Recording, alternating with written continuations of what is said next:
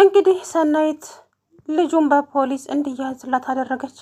ምክንያቱም ሰኒ ሳትሆን ራኬብ ናት። እንግዲህ የእህቷ ጭንቀት ምንድን ነው? እች ልጅ እያስጨነቃት ያለው እሷ ልጅ ለኔ ልትነግረኝ ፈቃደኛ አይደለችም። ቆይ ራሴ መርምሬ ደርስበታለሁ ብላ እንግዲህ ከውጭ ስትገባ ወይ እህቷ ወያ ጆከር ያዩታል ብሎ ፎቶውን አስቀምጦ ወጥቶ ነበረ።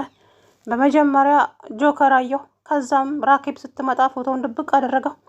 ከዛ በኋላ ምንድነው የደበቀው ስትለው ምንም፣ ለሁሉም ጥያቄ መልስ ማግኘት ይከብዳል፣ ስለዚህ ጥያቄ አታብዥብኝ አላት።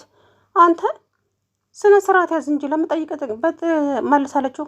ከዛም ፎቶውን ደብቆ ነበር። እሷ ግን ከደበቀበት አንስታ ስታየው ማመን አቃታት። ሰኒ ምንድነው ያየሁት? በቃ እህቴ ዝም ብለሽ ልትረጅኝ ሞክሪ። አንቺ እንኳን እኔ እኮ ማንም እየተረዳኝ አይደለም። ቆይሽ እኔ ምን ልሁን? ምን ላደርግ? እሺ ስትል እንግዲህ ቦጋለችባት። ኧረ እባክሽን ተረጋጊ፣ እያለቀሽ ነው እንዴ? በቃ መረዳት ከቻለሽ ዝም ብለሽ ተረጂ። እማዬ እህቴ እባክሽ፣ እኔ ለራሴ ጭንቀት ውስጥ ነኝ፣ ላብድ ነው በቃ እያለች ልጅቷ እንደሆነ ነገር ሆነች። ወይኔ ጉዴች ልጅ ምን ሆናለች ብላ ደነገጠች እህቷ። ከዛ በኋላ ሰኒ ቤቱን ጥላ ወጣች። ያላት አማራጭ ይሄንን ልጅ ማሳሰር ብቻ ነው። ከዛም ለእህቷ ሁሉንም ነገር ነግራ እንግዲህ በፖሊስ እንዲያዝ አደረገቻት። አሁን ትንሽም ቢሆን ተንፈስ ብለን እንኖራለን፣ አለያማ ይሄ ሰውዬ ህይወታችንን ሊያጠፋ ነው እዚህ ቤት የመጣው።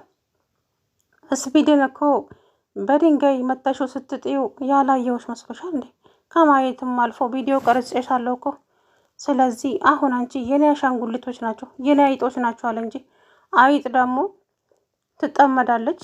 ከዛ በኋላ እንግዲህ መረብ ውስጥ ከገባች በኋላ ጨዋታው ይጀምራል። እናንተ አሁን የኔ አይጦች ናችሁ፣ እንደፈለገ እኔ የማደርጋችሁ እያለ ጭራሽ ልጅቷ ላይ ሙድ መያዝ ጀመረ። ከዛ በኋላ ቆይ እንዴት ነው ይሄ ነገር ከዚህ ቤት ውስጥ ወጥቶልኝ የሚሄደው? ይሄ ሰውዬ በምን መልኩ ነው እያለች በጣም ተጨንቃ ነበር። እንግዲህ ራኬብ ጀግኒቷ እህቴማ እንደዚህ ስትጨነቅ ማየት አልፈልግም በፍጹም ብላ እንግዲህ ታሪክ ሰራች ማለት ነው። መሩዬም እንግዲህ መናገር ጀምራለች። አሁን ዕለት ነው መናገር የጀመረችው። ናሆም በፍጹም አያውቅም ነበረ። ዛሬ ናሆሜን ሰፕራይዝ አድርገዋለሁ፣ ሀዊ ግን አንቺ ምንም ነገር እንዳትናገሪ አለቻት። እሺ ብላ ከዛም እንግዲህ ለናሆሜ እነግረዋለሁ ብላ መኝታ ቤት ገብታ እንግዲህ ስልኳን 1 ወር ሙሉ አላወራችም ነበረ። እንግዲህ አሟት ስለነበረ ያው ማውራት ስለማትል ብዙ ሜሴጆች ብዙ ቴክስቶች ገብተውሏታል። ያንን ቴክስት እንግዲህ ከፍታ አንደኛው ስልክ ላይ ደውላ ይሄ ወንድ ትሆን ሴት ትሆን አላውቅም፣ ብቻ አንስታም እንዳለቻት አላውቅም። ወዲያውኑ ስቅስቅ ብላ ማልቀስ ጀመረች መሩዬ። እንዴ ከዛ በኋላ ሀዊ መጣችና እያለቀሽ ነው እንዴ? አይ አላለቀስኩም፣ ጥያቄ አታብዢ፣ ዝም ብለሽ ወደ ስራሽ ሂጂ አለቻትና እሷ ላይ ጮኸችባት።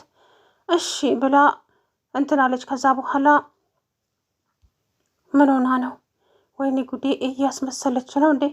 ለፖሊስ ልታስይዘኝ ነው እንዴ እያለች ልጅቷ በጣም ፈራች። ያለበት ያጉላላበት አይደለም የሚባለው። እንግዲህ እንቅልፍ ነሳት የመሩት እንደዚህ መሆን። ከዛ በኋላ ይሄንንማ ማጣራት አለብኝ፣ በፍጹም ይሄ ነገር ሊሆን አይችልም። ቆይ እንዴት እንደዚህ ሊሆን ቻለ? እንዴት እያለች እንግዲህ ግራ በጣም ተጋባች።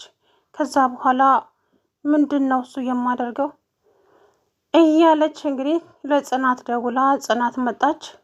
ከዛም ጽናት ስትመጣ እንግዲህ ከዛ ምንድን ነው እሱ ስትላት እንግዲህ ጽናቴን በጣም ደነገጠች ማለት ነው። እውነት ነው ይሄ ነገር እውነት ነው ስትላት፣ አዎ እውነት ነው አለች። በጣም ደስ አላት። እውነት ለመናገር በጣም ነበረ ደስ ያላት እና ከዛ በኋላ እንግዲህ በደስታ ዘለለች፣ አይገልጸውም። እዛም እንግዲህ ጽናትን እንዳትነግሪው ለናሆም ሰፕራይዝ እናደርገዋለን አለቻት። እሺ ያለች። ከዛን ሀውዬ ቡና እያፈላች እንግዲህ ሳሎን ውስጥ ቁጭ ብላ ነበረ። ከዛ በኋላ የናሆም አባት መጥቶ ቢጠራት አልሰማችም። ወይኔ ልጅቷ ምን ሆናለች ብሎ ውሃ ሲረጭባት ተነሳች።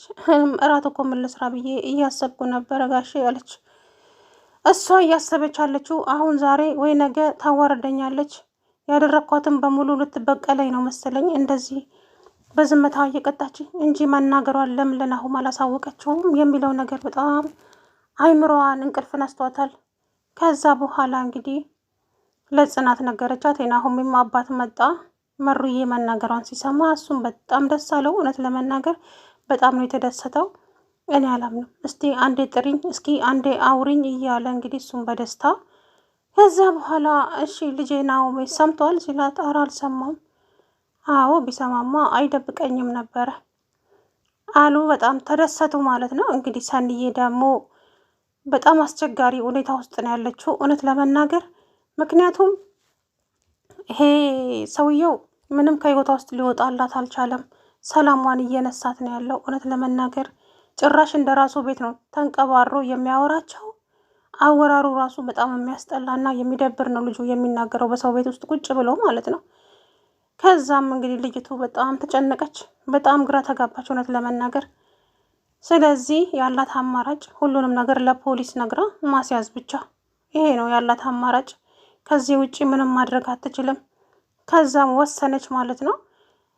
ጆከር ደግሞ ለዚህ ነበረ እንዴት እስከ ዛሬ አላቀሽም ነበር ዝም ብለሽ ከማንም ጋራ ስትጋደሚ አንሶላ ስትጋፈፊ ሲላት በጥፊ ድርግም አደረገችበት። አንዳንዴ መጥፎ ቃላቶች ከድንጋይ ይከብዳሉና እውነት ነው የምላችሁ ላይጠግናችሁ ይሰብራቸዋል።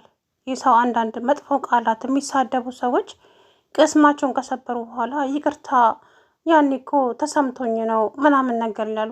ያ ነገር ደግሞ ተገቢ አይደለም በፍጹም ማለት ነው እውነት ለመናገር እና እሷም ደግሞ በቃ የጆከር ንግግር በጣም ነው ያመማት፣ በጣም ነው ያስቀየማት። እንዴት እንደዚህ ይናገረኛል?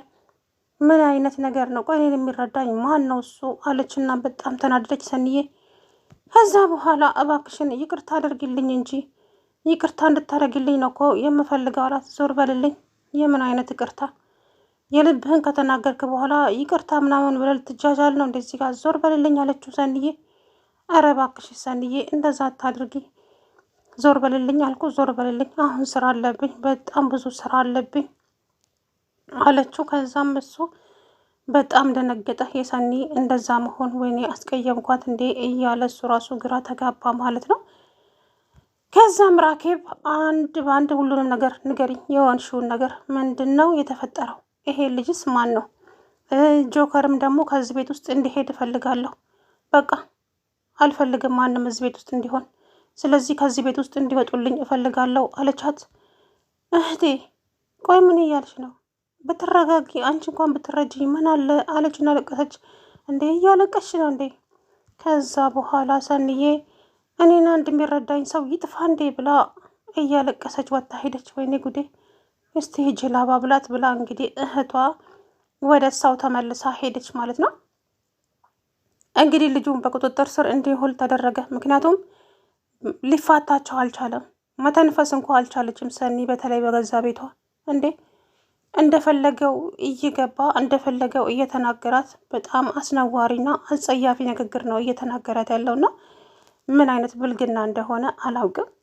በስተመጨረሻም እንግዲህ ራኬብ ጀግኒቷ እህቴ ለካ ልታሰቃያት ነው እዚህ ቤት የገባኸው ስትል ፖሊስ ጠራችና ቀባ አስደረገችው ማለት ነው። በጣም ነው የሚያሳዝነው። መሩዬም እንግዲህ በስተመጨረሻ መናገር ችላለች። ናሆም እስካሁን ጉዱን አልሰማም ማለት ነው። የለም እንግዲህ የናሆሜ አባት እውነት ለመናገር በጣም ደስ ብሎታል። በጣም ነው የተደሰተው።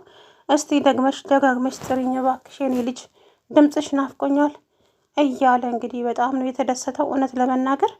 ሰላም ውድና የተከበራችሁ የቻናሌ ቤተሰቦች እንዴት ናችሁ? ደህና ናችሁ? አለው ደህና ነኝ።